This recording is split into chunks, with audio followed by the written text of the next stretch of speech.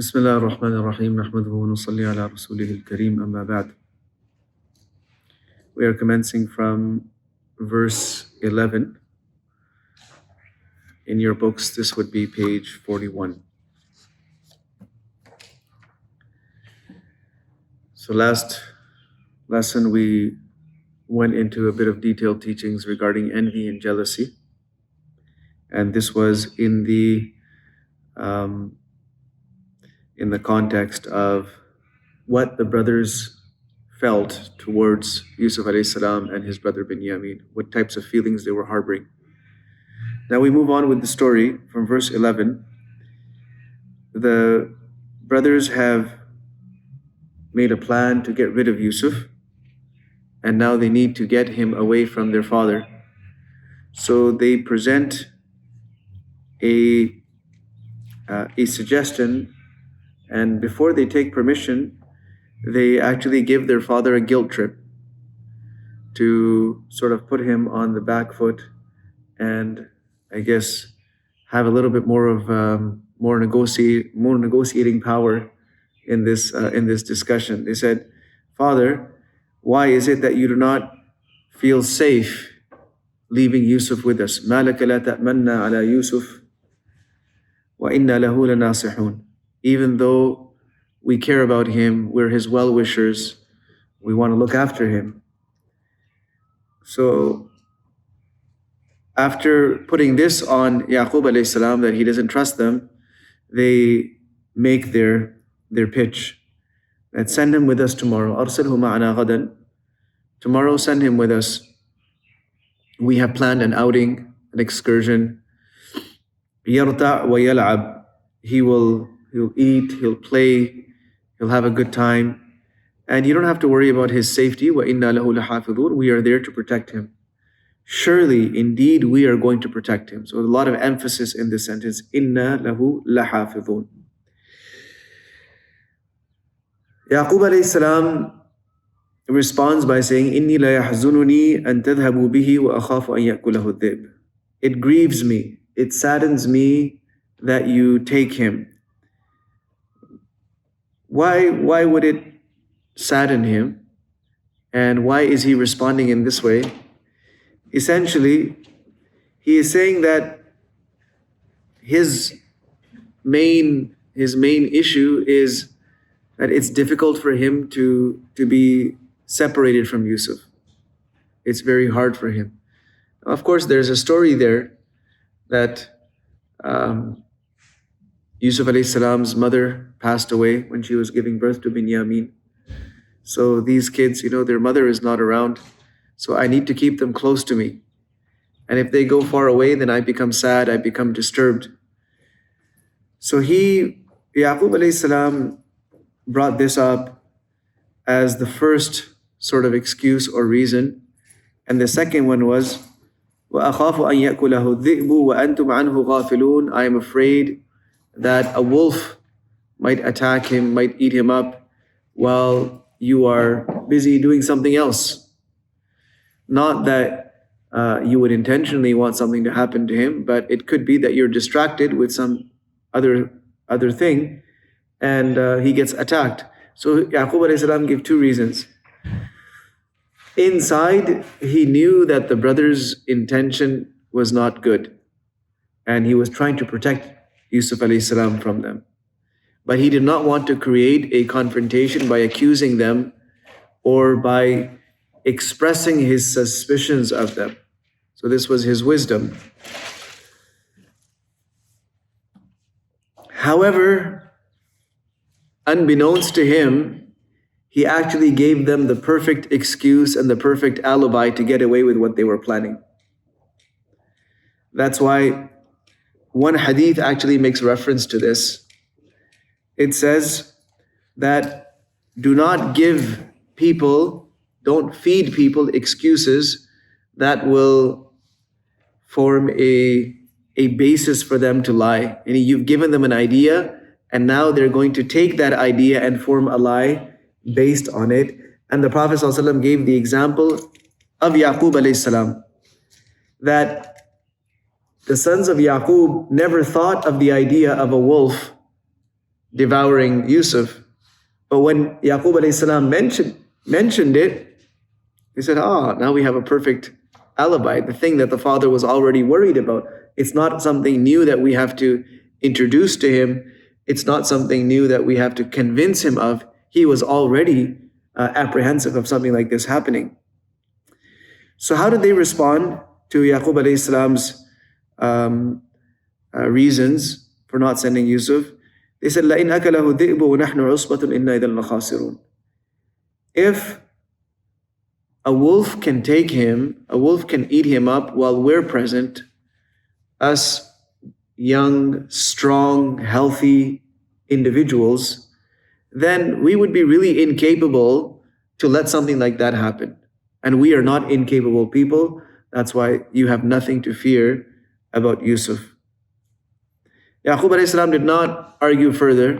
He understood that this is a test and a trial that is coming from Allah subhanahu wa ta'ala. He has done what he can to prevent the brothers from taking him, but no other effort is going to work. Rather, it's only going to increase the tension in the family and cause trouble. So, and on the other side, he did not have absolute proof or evidence that they were going to do something to hurt him. فَلَمَّا ذَهَبُوا بِهِ, when they took Yusuf alayhi salam, وَأَجْمَعُوا أَن يَجْعَلُوهُ فِي غَيَابَةِ الْجُبِّ, and they settled on this decision of dropping him into the well, they carried it out. They did it. And you'll see in the Tafsir notes how initially when they took Yusuf alayhi salam out, they were very, very nice, very soft, gentle, and making sure that they had his complete trust. But suddenly their behavior changed. The moment they moved out of sight from where Yaqub alayhi salam could see them, and they moved beyond that, their behavior changed. They started cursing him, beating him, whipping him. They tied him up, and they essentially dragged him to that well that they were going to throw him in. Now it appears that there was quite a bit of distance between where they resided and where they took him. So the story begins at Shakhim, which is modern day Nablus in Palestine, and the well was in Dothan, which is probably around 40 kilometers from there. So they would have traveled on their animals, and so they went quite a ways out of their area to carry this out. They took his shirt off because they needed to provide evidence. They tied him up, and whenever he would turn to one of his brothers that, why don't you do something? Help me, stop them. They would just slap him and yell at him. Finally, they tied him up and they pushed him over the edge, so much so that when he tried holding on to the edge somehow, they pushed him off. They hid his hands so that he couldn't hold on to the mouth of the well, and dangling him into the well, and then they cut the rope and allowed him to fall. So when he falls into this well, there is some water inside, and in between, right in the middle of the well, there was like some kind of a big rock. So he climbs on top of this rock, and there he is. You can imagine he's he would have been hurt, he would have been wet and cold and scared and really, really disturbed. It would have been a very traumatic and shocking experience for him.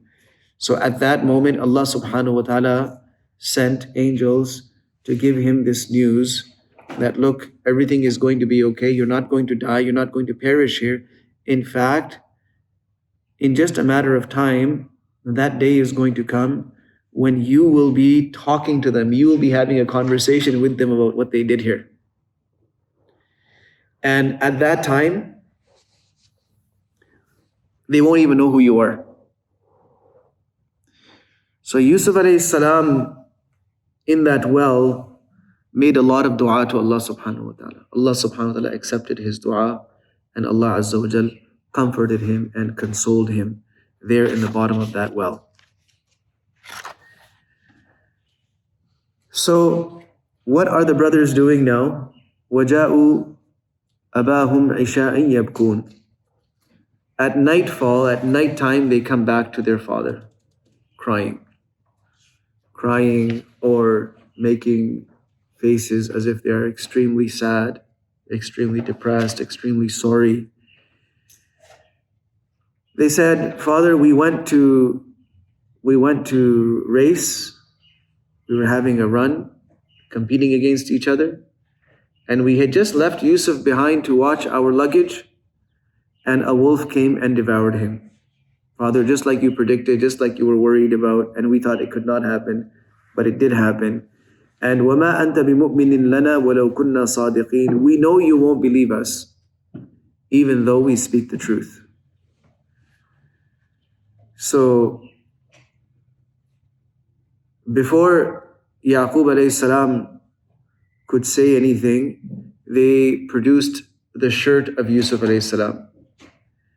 And this shirt that they had taken off of him before throwing him into the well, they had covered it with the blood of some animal that they had slaughtered along the way. They had taken some small animal, slaughtered it, covered Yusuf alayhi salam's shirt with the blood, and they said, "Here is the bloody shirt. This is all that was left of him." So Yaqub alayhi salam sees this shirt, and he says that, "No, your souls have embellished something for you. Your souls have designed something for you, made something look very appealing to you, and you have gone and done that. In other words, I don't believe you." So, of course, one of the reasons why Yaqub alayhi salam should not have believed him is because the shirt was intact. It was covered in blood, but it was intact. It wasn't ripped, it wasn't torn. It must have been a very decent kind of a wolf, a very polite kind of a wolf that would have made sure that it ripped up Yusuf alayhi salam into pieces, but that his shirt remained intact and undisturbed.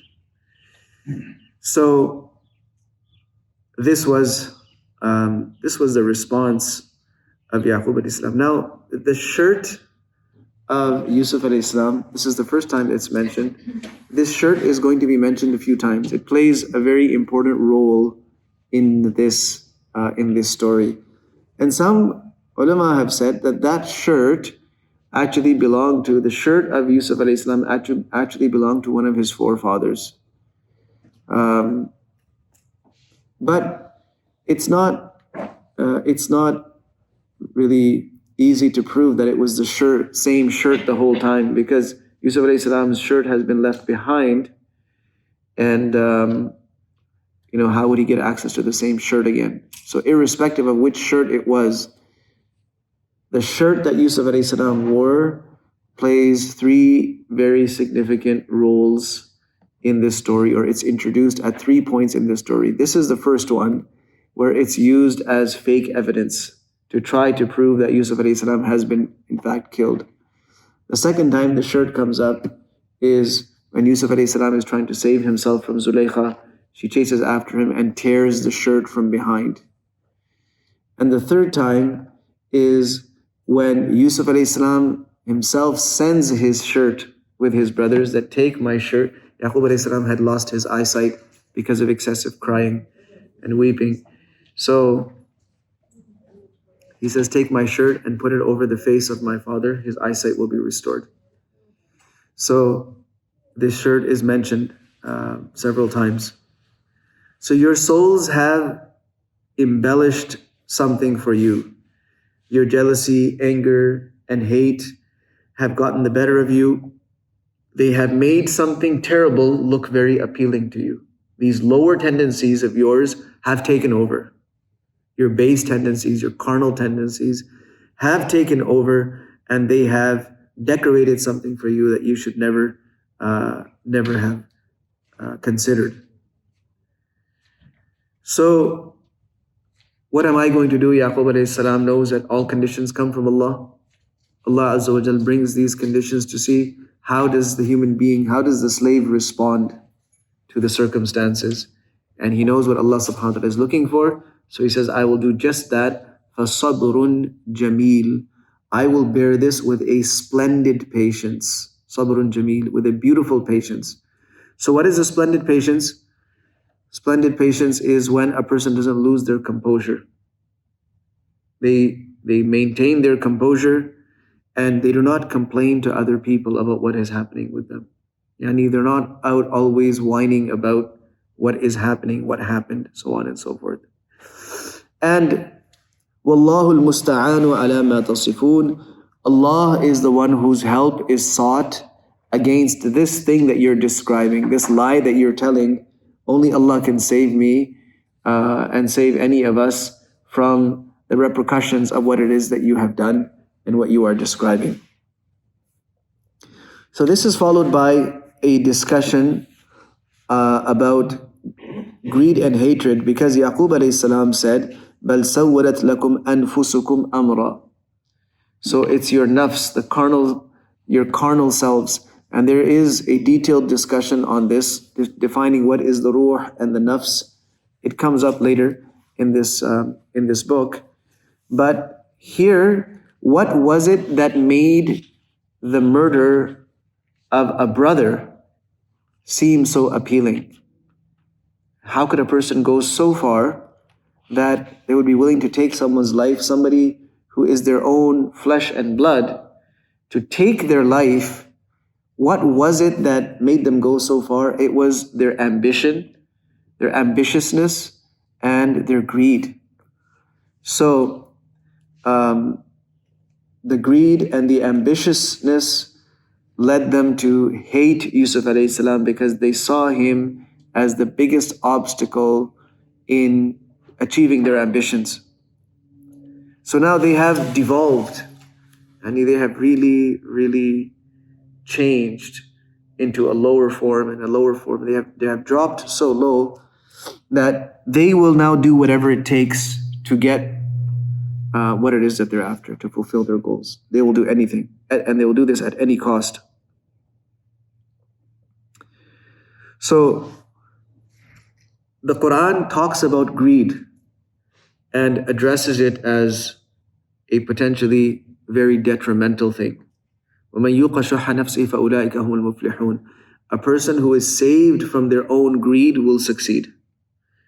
So this is, greed is, shuh is a person's desire for certain things, and it allows them to do whatever it takes to acquire those things, but they will not give up what they have themselves.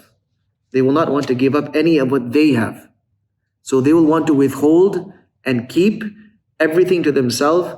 Meanwhile, there are other things that they really want, and they will do what it takes to get those. So such a person becomes a greedy person. The Prophet ﷺ says that beware of greed. إِيَّاكُمْ وَاتَّقُوا الشُّحَّ إِيَّاكُمْ وَالشُّحَّ فَإِنَّ الشُّحَّ أَهْلَكَ مَنْ كَانَ قَبْلَكُمْ. This greed has destroyed the people before you. وَحَمَلَهُمْ عَلَىٰ أَنْ سَفَكُوا دِمَاءَهُمْ وَاسْتَحَلُّوا مَحَارِمَهُمْ.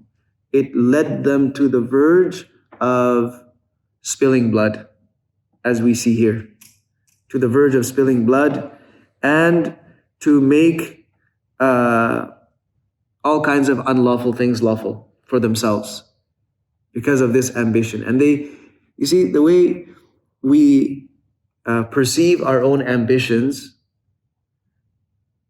it's as if it's some kind of a higher goal, some kind of a higher objective. This is the bigger picture. This is the higher objective of life. This is the goal, and these are the more important things, and nothing else matters if I don't have that. So our nafs tells us that whatever you do, it's all good. Doesn't matter what you do to get there, how nasty you have to be. And then examples of people who have succeeded in the past come to our mind, that yes, they were determined, they fought many battles, and they did whatever it took. They gave up everything to get that one goal, and now finally they have succeeded, they have become successful. But what we don't allow ourselves to see in that moment is what kind of people they became. And it's all about, our deen is all about what kind of people we are, what kind of people we become, and what kind of people we remain in this process from this time to that time. So greed dictated to people that they should be miserly, so they became miserly. It dictated to them that they should cut off ties with other people. These people are holding you back. Oh, these family members, they're just toxic. They're going to hold you back. They're going to cause problems for you. So cut off your ties with them. Okay, so they cut off ties with them. And their greed dictated to them that they should carry out acts of disobedience. So they carried out acts of disobedience.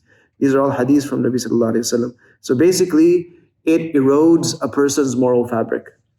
The more greed they have, the less morality they will be observing as they go about doing things in life. In fact, the Prophet ﷺ demonstrates this, the damage that this type of greed and ambition does to a person, the damage that it does. He says that two hungry wolves let loose in a flock of sheep cannot do as much damage to those sheep as a person's greed for wealth and prominence does to their religion. So greed for wealth and greed for prominence meaning to be higher than others, to have a higher status than others, to be above other people. So that desire to be prominent, to be above. And Allah subhanahu wa ta'ala talks about, آخرة تلك الدار الآخرة نجعلها للذين لا يريدون علوا في الأرض ولا فسادا. Allah says akhirah is reserved for those people who don't want to be higher in the world. They don't want to be higher than other people. Rather, they want to live as slaves of Allah subhanahu wa ta'ala. They might have goals. There's nothing wrong with having a goal of being wealthy or being wealthier. There's nothing wrong with that. Having respect, being a respectable or respected person in society, there's nothing wrong with that. But what we're talking about is greed and ambition that constantly wants to see you on top of everyone and everyone else is lower than you. This is something that is very dangerous. So it does more damage to your deen. And deen here, it's referring to morals. Morals, ethics, character, behavior. It does more damage to that, and of course one's hereafter, than two hungry wolves, starving wolves, you let them loose in a flock of sheep. Can't do anything for themselves. How they would rip those sheep to pieces. But greed for wealth and greed for prominence does even more damage to a person's deen. So, deen and arrogance are not compatible. Deen and this type of blind greed and ambition are not compatible. Deen and a desire to always be on top of other people, it's not compatible. A person has to let go of those things if they want to allow deen to come into their lives.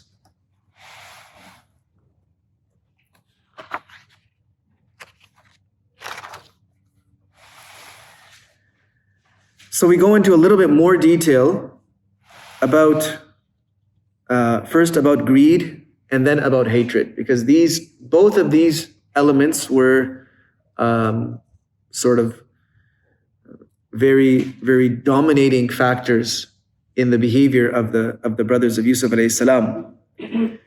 So, two levels of material greed. Talking about first the greed for things, for possessions, for wealth. There are two levels. One is excessive desire for wealth and possessions while seeking to attain them through lawful means. A person really, really wants those nice things in life. They really, really want it.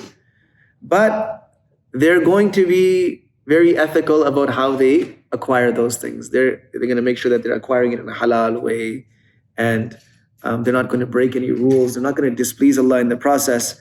So people are, at this level, people are ready to push themselves, to exert themselves, and sometimes undergo hardships and difficulties to acquire the things that they really want. Now, sometimes their appetite for things goes beyond lawful means, the things that Allah subhanahu wa ta'ala has made lawful for them, halal for them. So they won't go and commit haram, but they might use some doubtful means or some dubious means. They'll compromise a little bit on the ethics, on the deen side, but they'll get that wealth or those possessions. So they are tirelessly occupied with gaining those material things, so much so that if sometimes this distracts them from their duties to Allah, their duties to other human beings, and they continue spending their lives like this, their greed would eventually become a source of great regret. Allah subhanahu wa ta'ala says, Ya ayyuhalladhina amanu la tulhikum amwalukum wa la awladukum an dhikrillah wa man yaf'al dhalika fa ulaika humul khasirun. O believers, let not your children nor your property, your belongings, distract you from the remembrance of Allah. Whoever does that, they will be losers. So this person, they're not doing anything that's outright haram, but they are distracted from the remembrance of Allah to some extent. So this is one level. And if they continue that way and they start compromising their duties to Allah subhanahu wa ta'ala, this pursuit of wealth or possessions does become a source of regret. Then there is a level that's above that. This is the level of unrestrained greed that pushes people to fulfill the demands of that greed through any means available or possible, ethical or unethical, moral or immoral, lawful or unlawful, it doesn't matter. You have to get whatever it is that you're after. If they have to be dishonest, so be it. If they have to deceive, that's okay. If they have to be oppressive or twist some people's arms, that's okay as well. So a person at this point and at this level of greed is essentially blind to all of those things. And this element is one of the greatest sources of destruction in our society. Where do a lot of the crimes come from? Scams, where do they come from? And wars, where do they come from? This type of greed is what drives all of those things. They become blind now. So that was greed for wealth. Then greed for prominence. Because a person constantly needs to be prominent, they are always talking about themselves. They're showing off. If they're mistreating someone, they'll brush it off. Doesn't matter to them. I can do that because you don't matter the way I matter. What I am and who I am, that's really what's important here. And other people, you're just here to be, you're just here to be around me.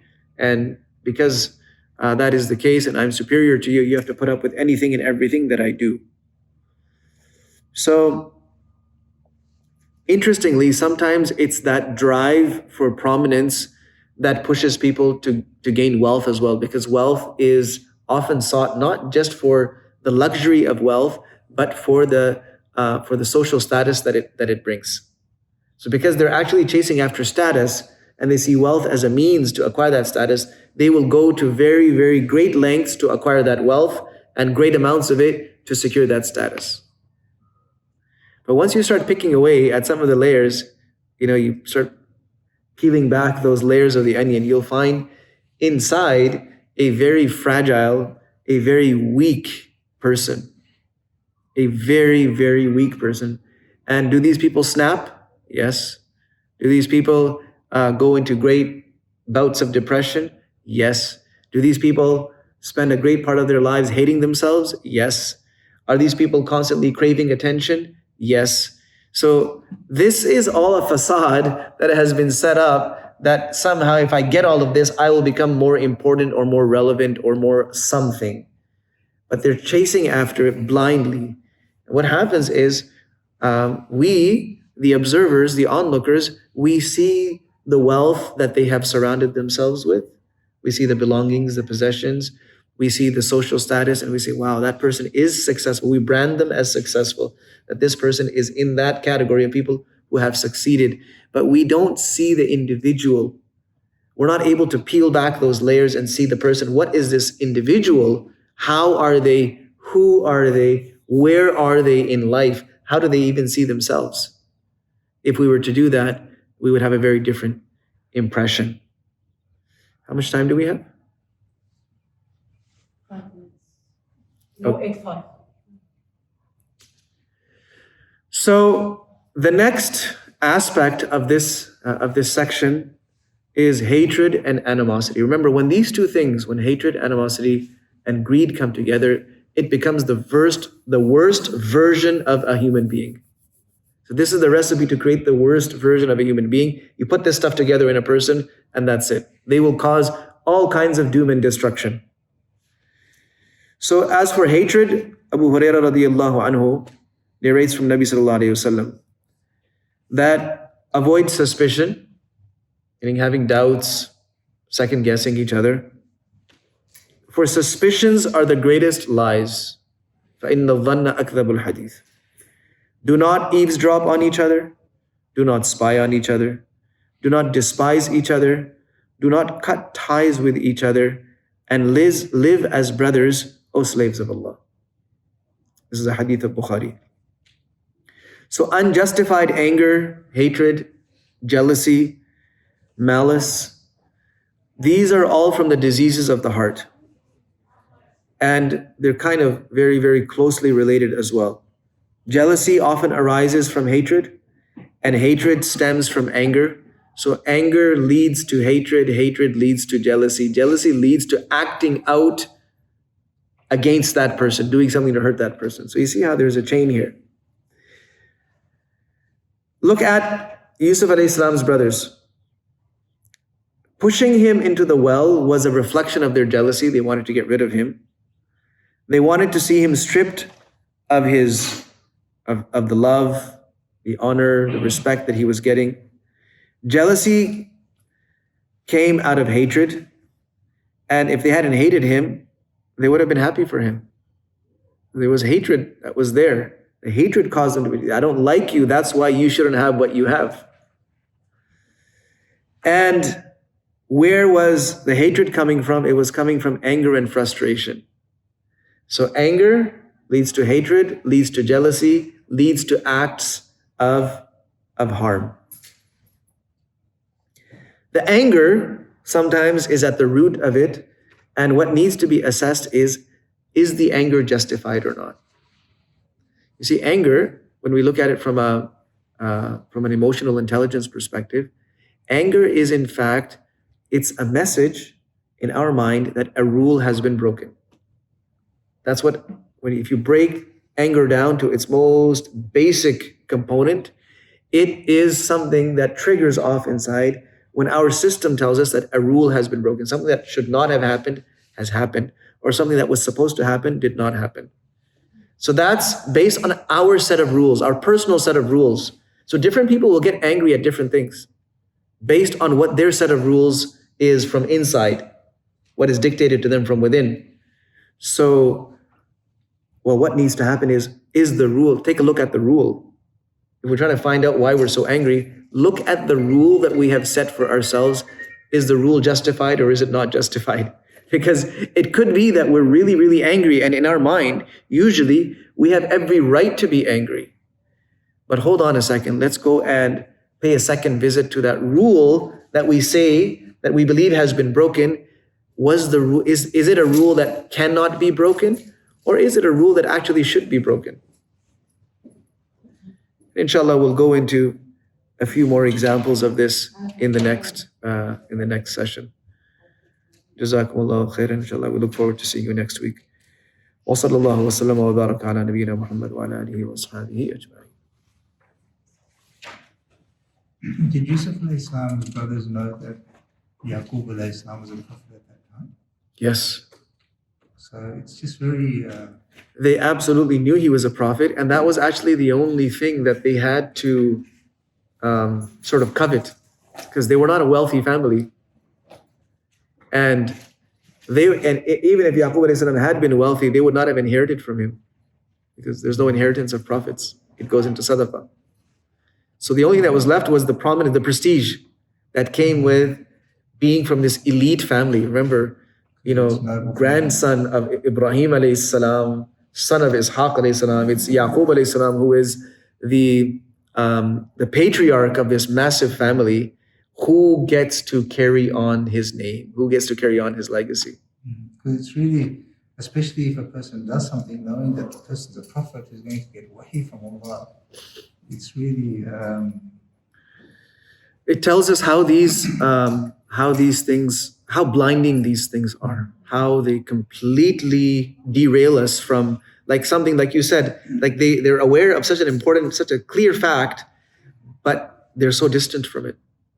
It's not even on their minds. It's not even a part of the discussion that, hey, you know what? We're the children of a prophet. What would that look like if we did something like that? How would that reflect on us? How would that reflect on our father? Nothing. So Allah subhanahu wa ta'ala explicitly mentions greed and hatred, but doesn't mention jealousy here. So jealousy is sort of the next step down. Yeah. Well, their actions are mentioned here in the layout of this. Their actions are mentioned. Right. So Their motives are not mentioned. Right.